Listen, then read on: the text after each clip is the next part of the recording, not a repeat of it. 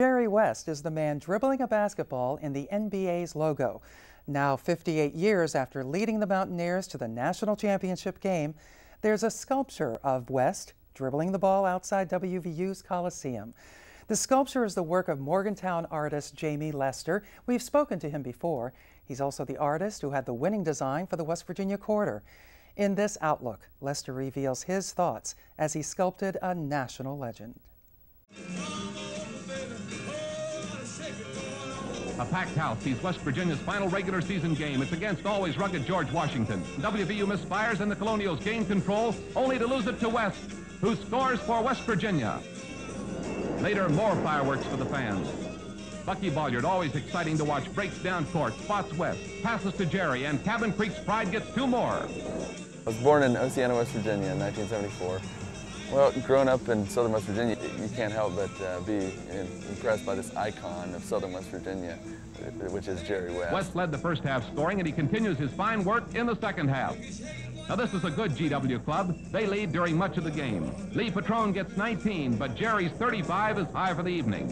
It's West Virginia's 47th straight Southern Conference win and 33rd straight at the Fieldhouse, winding up the regular season with a record of 22 wins and 4 defeats. He's a sort of a legend in that area of the state, if not all over the state. Right now they're arguing in Charleston area where he really was from, whether it's Cabin Creek or Shillian. Before long, he would have been born and lived in the whole eastern part of the county. It's such a tug of war right now, but let me tell you, it just tells you how proud, Jerry, and if you would come forward. On behalf of the great people of the state of West Virginia, in this state, I want to present to you the Distinguished West Virginia Award. Thank you very much.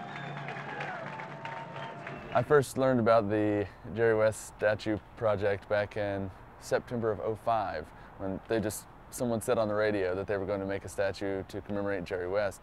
And at that point, I started to try to find out more about it, and the university launched a formal request for proposals, and 6 other artists, other than myself, answered the proposal. So I was in competition with several other artists. Part of the steps for creating the large-scale statue was making the proposal and the design for the small statue that I used in my proposal before I even had the commission. There were some really talented and experienced artists in the running for this piece, so it was a real triumph for me to get the piece. I was very, very happy. From that point on, there were still hours, hundreds and hundreds of hours involved in just planning on paper how I was going to build the armature, how it was going to support itself, and so on. I actually started with the full-size sculpture, which is life times 1/3, and it took me around 16 weeks to finish the entire clay, the larger-than-life clay version of it. After the clay was completed and approved by the university, I started the mold-making process, which was used a liquid rubber, painted all over the entire surface of the clay, and a plaster mother mold.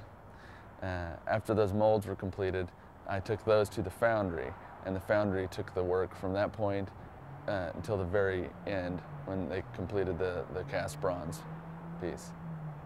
The most challenging parts of the piece were trying to create the sculpture so that it looked proportional and looked right from a distance as well as close up. Because of the size of the piece, it changes dramatically when you go look at it from close up and from far away. Also, I really wanted to convey a sense of movement and energy and motion, and that was pretty difficult to try to give it that impression that the sculpture is really a moment in time, and Jerry West is actually involved in a game situation. So to do that, I tried to make his uniform active, like it's rippling in the wind. His shoelaces are in motion as if they're being pushed back by his motion forward. The ball is just kind of stuck to his hand as if by the force of his movement, and his muscles and veins are all flexed and active as if he's in the motion of running.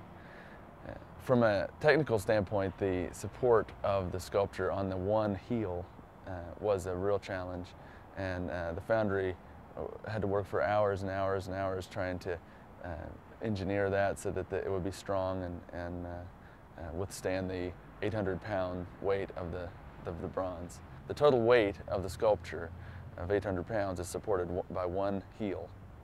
Not even the entire foot, just one heel.